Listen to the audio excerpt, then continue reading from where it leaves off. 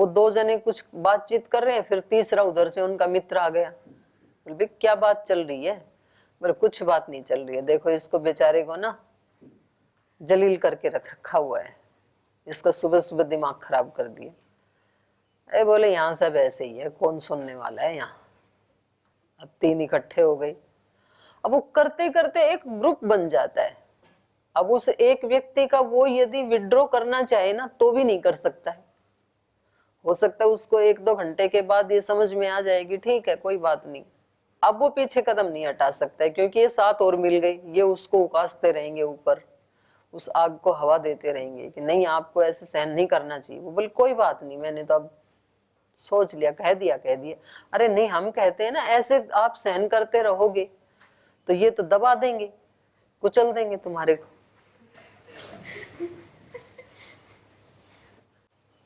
तो ऐसे चलता है ये। और फिर सबकी हानि, वो 5-7 की सबकी हानि होती है। और उनमें से मान लो दूसरे व्यक्ति ने आके कहा कि भाई क्यों उदास हो, क्यों परेशान हो, तो उसने बताया कि देखो ऐसे ऐसे आज ये घटना हुई। और फिर जैसे ही उसने उसको अनुचित ठहराना शुरू किया लक्ष्मण की तरह, उसी समय यदि पहले वाले व्यक्ति ने उसको काट दिया कि देखो मैं दुखी हो रहा हूं, ये एक अलग बात है, ठीक है मेरे को परेशानी हो रही है, लेकिन इसमें मैं उनका कोई दोष नहीं देखता हूं, क्योंकि वो गुरुजन हैं और ये वो अपने अधिकार का प्रयोग कर रहे हैं और हमें उनको उनका अधिकार देना चाहिए। और वो जब अपने अधिकार का प्रयोग कर रहे हैं उस समय मेरा क्या कर्तव्य है तो वो भी मुझे पता है, और मैं थोड़ी देर में ठीक हो जाऊंगा। बात वहीं खत्म हो जाती है, अगला व्यक्ति फिर आगे बढ़ नहीं सकता है।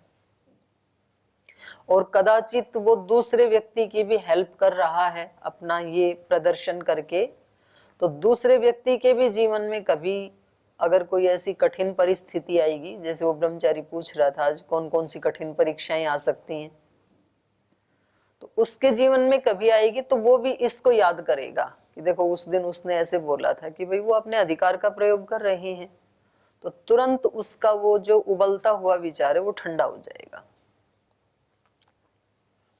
तो ये कह रहे हैं कि भाई ये जो आप तो महाप्रज्ञ हैं, बुद्धिमान हैं आप तो थोड़ा सा आप अपने बुद्धि का प्रयोग करें। हे निष्पाप अनघ दारेषु पुत्रेषु कामकारो उपपन्नेषु विधीयते। तो इसलिए वने वा चीर वसनम सौम्य कृष्ण जिनाम्बरम राज्ये वापि महाराजो माम वासयितुम ईश्वरः।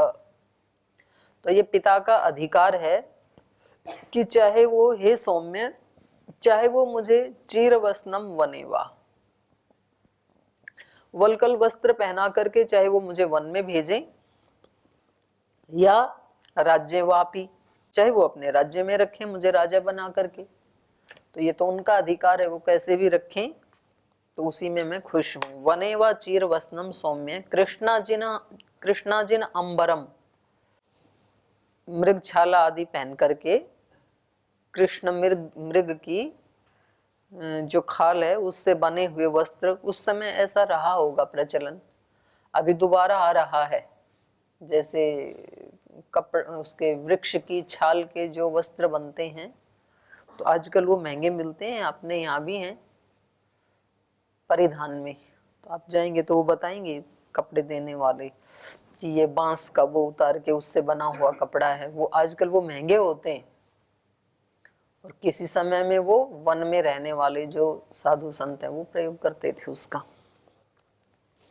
तो कह रहे हैं चाहे वो मेरे को कृष्णा जिन अंबरम चीर वसनम व वने वासयितुम ईश्वरः अथवा माम महाराज राज्यवापी, तो चाहे वो मेरे को राज्य में रखें वन में रखें, क्या फर्क पड़ता है, दोनों ही जगह पिता की आज्ञा का पालन हो रहा है।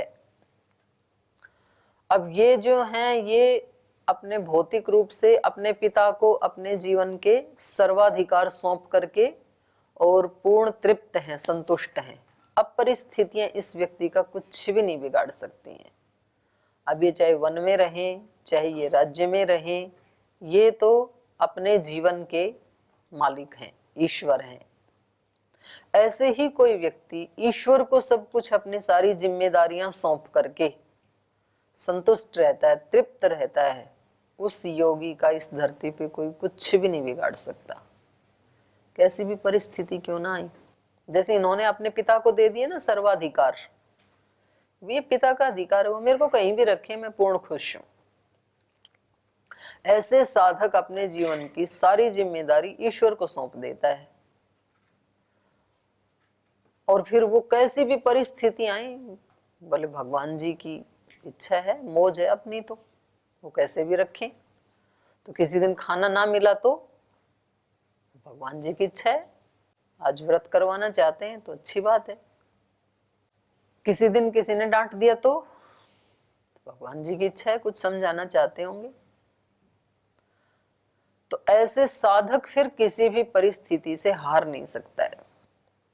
और यदि ईश्वर को बोल तो दिया वाणी से कि हम आपकी शरणागति में हैं, आप ही केवल हमारे हैं, लेकिन आप हमारे इसलिए हैं कि आपको हर समय वो करना पड़ेगा जो मुझे अच्छा लगता है, जो मेरे मन के अनुकूल है। यदि आपने वो नहीं किया तो फिर उतनी देर के लिए हम गुस्सा भी करेंगे, हम झगड़ा भी करेंगे, हम उसको अनुचित भी ठहराएंगे, और हम किसी दूसरे को दंड देना है तो दंड भी देंगे। तो तब हम भूल ही जाएंगे कि हम किसी के शरणागत थे, याद ही नहीं आएगा। तो ईश्वर कोई हमारे नौकर नहीं है कि जो हम कहें वैसे उनको करना ही पड़ेगा क्योंकि हमने उनकी शरणागति ली है, ऐसा नहीं है ईश्वर के साथ संबंध।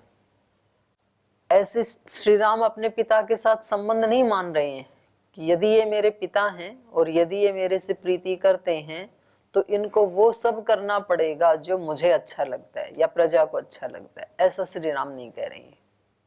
श्री राम उसे उल्टा कह रहे हैं, जो सबको अच्छा नहीं लग रहा है उसमें भी श्री राम उन सब के साथ शामिल नहीं होते हैं, दूसरी तरफ अकेले खड़े हैं केवल अपने विचार के साथ। छोड़ भी दे जमाना तो परवाह ना कर, वो तेरे साथ है तो जहां साथ है। बस गुजर जाएगा तेरा सब मरहला, तेरी हर सांस में प्रभु का साथ है। कितना ही दुखों ने घेरा हो, प्रभु नाम का दीप जला लेना, चाहे सांझ हो चाहे सवेरा हो, ओम नाम का दीप जला लेना। ऐसे हम प्रार्थना करते हैं ना।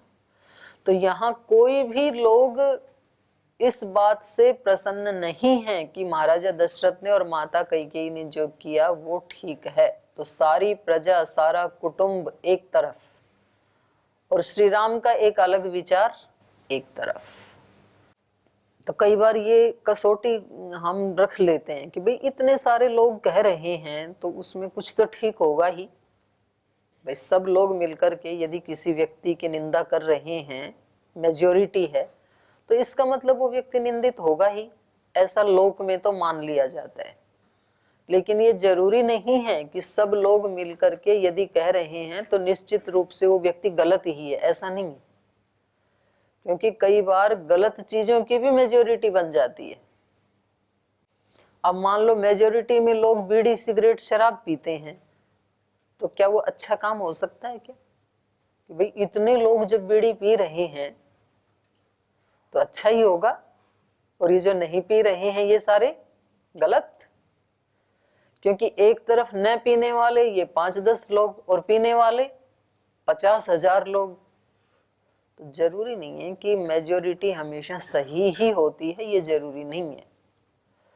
क्या सही है क्या गलत है इसका निर्णय तो धर्म करेगा, शास्त्र करेगा, वेद करेगा, क्योंकि वो निष्पक्ष होकर के लिखे हुए शास्त्र हैं।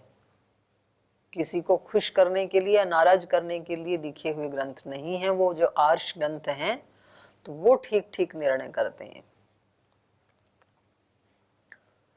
तो यहाँ इन्होंने कह दिया भाई पिताजी को पूरा अधिकार है, वो कैसे भी रखें और हम उसमें बिल्कुल परम प्रसन्न हैं, हमारे को कोई दिक्कत भी नहीं है। तो जो भगवान की शरणागति में है उस व्यक्ति को परेशानी हो ही नहीं सकती है। प्रभु प्यारे से जिसका संबंध है और कई बार तो ये भजन गाते गाते ही व्यक्ति के मन में ना दूसरे के प्रति डिप्रेशन चल रही होती है, उसको ध्यान भी नहीं होता है कि मैं क्या गा रहा हूं। जैसे वो गा रहा है और कोई दूसरा उसके शब्दों को बिगाड़ रहा है, ठीक से नहीं गवा रहा है, ऊंचा नीचा कर रहा है, स्वर को तोड़ मरोड़ रहा है, तो गाते गाते ही उसको टेंशन होती कि चुप क्यों नहीं हो जाता है, मेरे भजन को बिगाड़ रहा है। तो गाते गाते भी आनंद ही आनंद नहीं रहता है। और अंदर से एक बार ये पूरा विश्वास है कि मेरा हाथ किसी बहुत बड़ी सत्ता ने पकड़ रखा है, मैं किसकी शरणागति में हूं, जो सर्वशक्तिमान है, जिससे महान कोई नहीं है सभी लोक लोकांतरों में। उस सत्ता की शरण में हूं मैं, उसकी कस्टडी में हूं, उसकी सुरक्षा के घेरे में हूं। तो फिर इस व्यक्ति को डिप्रेशन नहीं हो सकता है, अनिद्रा का रोग नहीं हो सकता है कि नींद आई नहीं, आराम से सोएगा। जिस बच्चे को ये पता है कि मैं अपनी माँ की गोद में सो रहा हूँ, अब बिजलियां चमके, बादल गरजे, आंधियां चलें, हो सकता है माँ को सारी रात जग के बितानी पड़े, तो बच्चा आनंद से सोता है क्योंकि वो उसकी गोद में है। तो साधु संत ऐसे बोलते थे, चिंता दीन दयाल को मेरे मन आनंद। चिंता करनी है तो वो करे, मैं क्यों करूं, क्योंकि मैंने तो उसकी शरणागति ली है। तो आप लोग बोलते हैं ना भाई घर बनाने की चिंता करनी है तो माँ बाप करें, मैं क्यों करूं, माँ बाप है ना, तो ये काम तो उनका है। आपके लिए पतंजलि योगपीठ में खाना कहाँ से आएगा, कपड़े कहाँ से आएंगे, पुस्तकें कहाँ से आएंगी और व्यवस्थाएं कहाँ से होंगी, ये चिंता महाराज जी करें या आचार्य जी करें, हम क्यों करें, हम तो उनके सन्निधि में हैं। और मान लो वो ना करें तो फिर चिंता हमें होगी कि ना वो कहीं भाई आज नहीं है खाना, फिर तो चिंता होगी कि नहीं होगी, बोलो ना, होगी। नहीं तब भी नहीं करना। बोलो ठीक है, आज वो उपवास कराना चाह रहे हैं तो ठीक है, लेकिन अभी तो गुरुकुल में ऐसे राम के राज मतलब ऐसे आनंद हो रहे हैं कि एक दिन जलेबी बनती हैं, एक दिन पकोड़े बनते हैं, एक दिन गन्ना आता है, फिर गन्ने की मशीन तो अभी नहीं रखी होगी कि रख ली, कर दिया कल काम श्री गणेश, तो मशीन भी आ गई, तो गन्ने भी का जूस भी, तो आनंद ही आनंद है। अच्छी बात है, अच्छी अच्छी चीजें अगर मिल रही हैं आपके प्रारब्ध से तो खाओ, खूब खाओ। कहानी सुनाई थी ना उस दिन मैंने। तो खूब खाओ, गुरु का दिया हुआ है। लेकिन किसी दिन ना मिले तो भी आनंद कम नहीं होना चाहिए, फिर तो भी ठीक है। किसी दिन सेवा में लगा दें तो भी उतना ही आनंद रहना चाहिए। वने वा चीर वसनम सौम्य कृष्णा जिनाम्बरम राज्ये वापि महाराजो माम वासयितुम ईश्वरः। यावत् पितृ धर्मज्ञे गौरवं लोक सत्कृतं तावत् धर्म भृतां श्रेष्ठ जनन्याम अपि गौरवम। इसलिए कह रहे हैं यावत् पितृ धर्मज्ञे, हे धर्मज्ञ, यावत् पितरी गौरवम लोक सत्कृतम, तो कह रहे हैं जितना माता पिता के अंदर गौरव और लोक का सत्कार किसी को करना चाहिए, तावत धर्म भृताम श्रेष्ठ, हे धर्म का आचरण करने वालों में श्रेष्ठ, भरत जी को कह रहे हैं तावत जनन्याम अपि गौरवम, उतना ही गौरव आपको माता का करना चाहिए। आप तो दूसरों का या धर्म का आचरण करने में सबसे श्रेष्ठ हैं। तो इसलिए धर्म क्या कहता है, देखो दोनों जगह ना इन्होंने धर्म को केंद्र में रखा है। धर्म भृताम श्रेष्ठ, धर्म का पालन करने वालों में श्रेष्ठ हैं, और धर्मज्ञ, धर्म को जानने वाले हैं। तो रामायण को पढ़ने से ये लगता है कि कहीं ना कहीं थोड़ी सी देर के बाद धर्म की चर्चा जरूर ले आते हैं। जब जब श्री राम की तरफ से कोई बात कहलवाई जाती है तो इससे ये पता लग रहा है कि श्री राम अपने जीवन में धर्म को सबसे ऊपर रखते थे। माता पिता को भी नहीं रखते हैं, प्रजा को भी नहीं रखते हैं, माता पिता को रखते हैं लेकिन धर्म से तो एक स्टेप नीचे रखते हैं। या फिर जो माता पिता ने बोल दिया वही धर्म है तो उसको धर्म मानते हैं, माता पिता का आदेश नहीं मानते हैं, उसको धर्म मानते हैं। तो यहाँ पर ये इनको भी धर्म की ही दुहाई दे रहे हैं। हे धर्म को जानने वाले, धर्म का आचरण करने वालों में श्रेष्ठ। अब उस समय की भाषा में उसको धर्म कह रहे हैं और उसी को कर्तव्य भी कहा जा सकता है, क्योंकि हमारा कर्तव्य भी क्या है, हमारे धर्म का पालन ही है। तो उसको कर्तव्य कहें, धर्म कहें, बात एक ही है, अलग नहीं है। हमारा क्या कर्तव्य है इस परिस्थिति में? दूसरे व्यक्ति ने तो जो भी करना था कर दिया, अच्छा किया या बुरा किया, अब मुझे क्या करना चाहिए? अब यहां मुझे क्या करना चाहिए, यहां से मेरा सुख या दुख प्रारंभ होता है। दूसरे व्यक्ति ने अच्छा किया या बुरा किया, यदि दूसरे व्यक्ति ने मेरे साथ अच्छा व्यवहार किया तो अब मुझे कैसा करना चाहिए उसके साथ? तो कभी तो उल्टा भी कर देते हैं ना, दूसरे ने अच्छा किया और हम बदले में बुरा कर देते हैं, और कभी अनजाने में बुरा कर देते हैं और कभी जानबूझ के बुरा कर देते हैं, क्योंकि हमें वो अच्छा नहीं लगता है, हमारा चिंतन नहीं है। और कभी कभी कोई बुरा कर देता है, मतलब हमारी दृष्टि में, हो सकता है उसकी दृष्टि में तो ठीक ही होगा तभी तो वो करता है। तो उसने तो बुरा कर दिया, ठीक है हमारी दृष्टि, अब मुझे क्या करना है? तो ऐसे जब हम सोचते हैं कि मेरा कर्तव्य क्या है ऐसी स्थिति में, मुझे क्या करना चाहिए, और कभी उस समय याद नहीं आता तो थोड़ी देर के बाद याद आता है, भाई किसी ने मेरा नुकसान किया, मैंने भी उसका नुकसान कर दिया और अब हो गई दुखी। किसी ने त्रुटि की, किसी छोटे ने त्रुटि की, बड़े ने उसको डांट दिया, अब छोटा भी दुखी है, बड़ा भी दुखी है, दोनों दुखी हैं। तो फिर थोड़ी देर के बाद याद आता है कि अब क्या करना चाहिए, मतलब अब इस दुख को कितनी देर तक खींचना है लंबा, कितनी देर तक दुखी होना है। तो फिर तब पता लगता है कि नहीं, अब इसको जल्दी से जल्दी हटाना चाहिए, क्योंकि ज्यादा लंबे टाइम इसको नहीं खींचना है।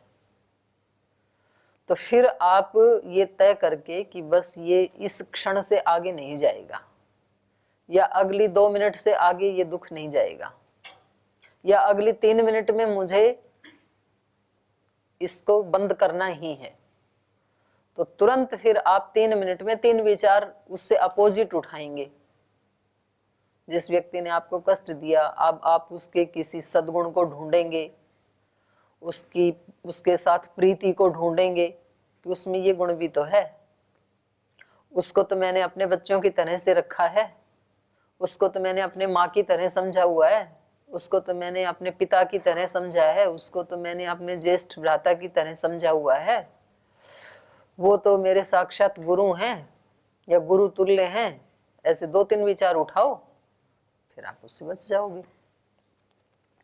तो यहाँ ये कह रहे हैं आप तो धर्म को जानने वाले हैं और धर्म का पालन करने वालों में श्रेष्ठ हैं। भले ही माता जी ने गलत किया, गलत किसकी दृष्टि से? भरत जी की दृष्टि से, माता की दृष्टि से गलत नहीं है। माता ने तो जो किया तो वो इस तरह से किया कि मेरे पुत्र को सुख मिलना चाहिए, मेरे पुत्र को यश मिलना चाहिए, मेरे पुत्र को समृद्धि मिलनी चाहिए। तो माता की दृष्टि से तो उन्होंने गलत नहीं किया, गलत सोच के थोड़ी किया माता ने, तो उनकी दृष्टि से तो वही ठीक था। लेकिन गलत किसकी दृष्टि से है? भरत जी की दृष्टि से। भरत जी कहते हैं कि माँ ने ये भी नहीं सोचा कि भाई राज्य किसको मिलना चाहिए, बड़े को ही मिलना चाहिए, तो माँ ने ऐसे क्यों सोचा? और क्या माँ ने ये भी नहीं सोचा कि मैं श्री राम को गुरु के समान और पिता के समान मानता हूं? ऐसे नहीं सोचा क्या माँ ने? तो माँ ने गलत किया। तो भरत जी की दृष्टि से बिल्कुल गलत है, कैकेयी की दृष्टि से ठीक है बिल्कुल। अब श्री राम उनको बता रहे हैं कि अब आपको क्या करना चाहिए। आपकी दृष्टि में माता ने गलत कर भी दिया तो आप तो धर्मज्ञ हैं, आपको कौन से धर्म का पालन करना चाहिए? अब आप तो धर्म का आचरण करने वालों में सर्वोपरि हैं, इसलिए आप तो अपने धर्म का पालन करो। अपने धर्म का पालन मतलब पुत्र धर्म का पालन। पुत्र धर्म क्या कहता है? भाई माता पिता जैसा भी हमारे साथ आचरण व्यवहार करें, ये उनका अधिकार है, तो आपको उनको उल्टा कहने का कोई अधिकार नहीं है, आप नहीं कह सकते। ये श्री राम उनको सिखा रहे हैं भरत जी को।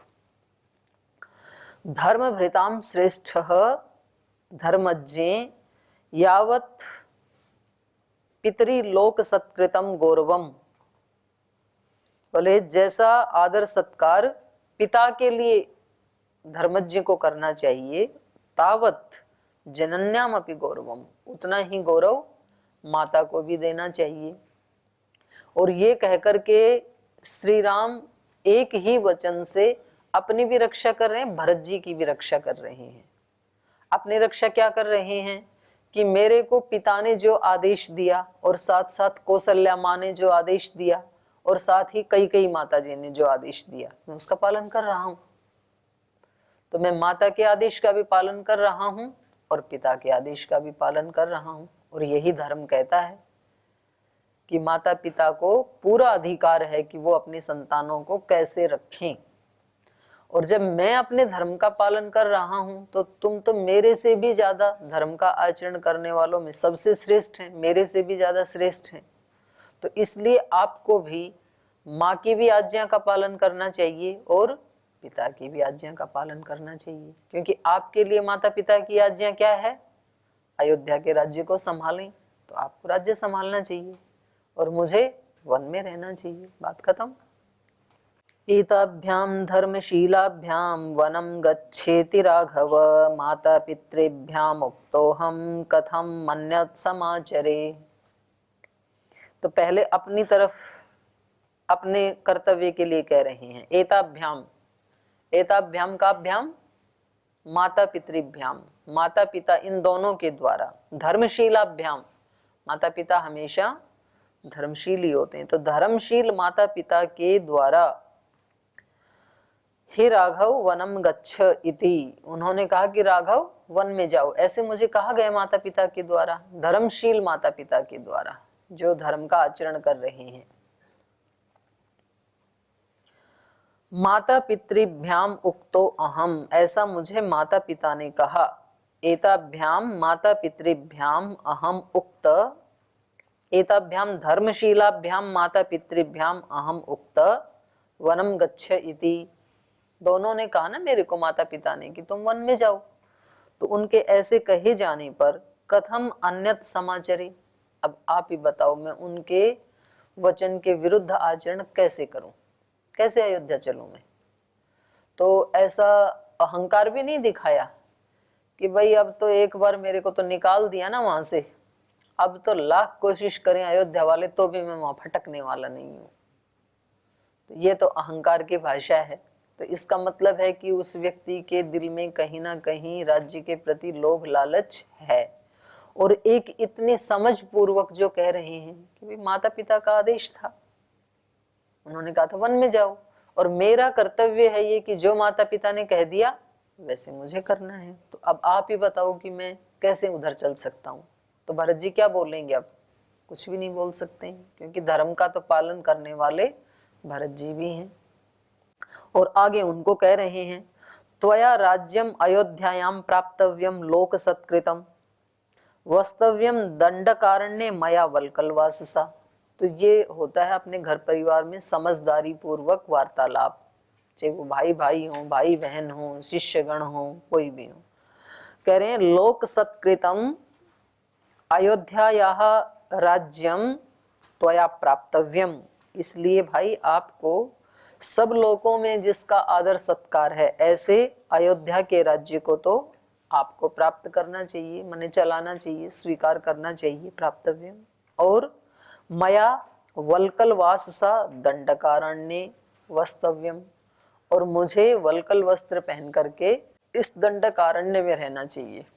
तो अपने दोनों भाइयों के लिए यही हितकारी है कि जिसको जिस धर्म का आदेश अपने माता पिता ने दिया है अपने को उसी धर्म का पालन करना चाहिए, उससे अन्यथा इधर या उधर नहीं जाना चाहिए। और हमारे बीच में पूरी अंडरस्टैंडिंग है, ना आपके मन में कोई राज्य की अभिप्सा है और ना मेरे मन में आपके प्रति कोई दुर्भावना है। तो हम अपना वही प्रीति बनाए रखते हुए दोनों माता पिता के आदेश का पालन करें, यही धर्म कहता है। तो आज यहीं रखेंगे 73 सर्ग तक, अगला सर्ग कल प्रारंभ करेंगे। आज यहीं विराम लेते हैं।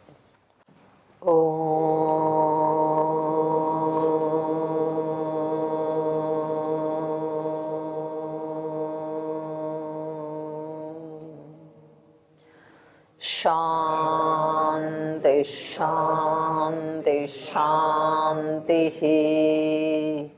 श्री गुरुभ्यो नमः। ऐसे हैं मेरे राम, ऐसे हैं मेरे राम, ऐसे हैं मेरे राम, ऐसे हैं मेरे राम। विनय भरा हृदय करे सदा जिन्हें प्रणाम। ऐसे हैं मेरे राम, ऐसे हैं मेरे राम। राम सा पुत्र ना राम सा भ्राता, राम सा पति नहीं राम सा त्राता, राम सा पुत्र न राम सा भ्राता, राम सा पति नहीं राम सा त्राता, राम सा मित्र न राम सा दाता, सबसे निभाए सबका नाता। राम सा मित्र ना राम सा दाता, सबसे निभाए सबका नाता। स्वभाव से उदार शांत, सब गुणों के धाम। ऐसे है मेरे राम, ऐसे हैं मेरे राम, ऐसे हैं मेरे राम, ऐसे हैं मेरे राम। विनय भरा हृदय करे सदा जिन्हें प्रणाम। ऐसे हैं मेरे राम, ऐसे हैं मेरे राम, ऐसे हैं मेरे राम, ऐसे हैं मेरे राम, ऐसे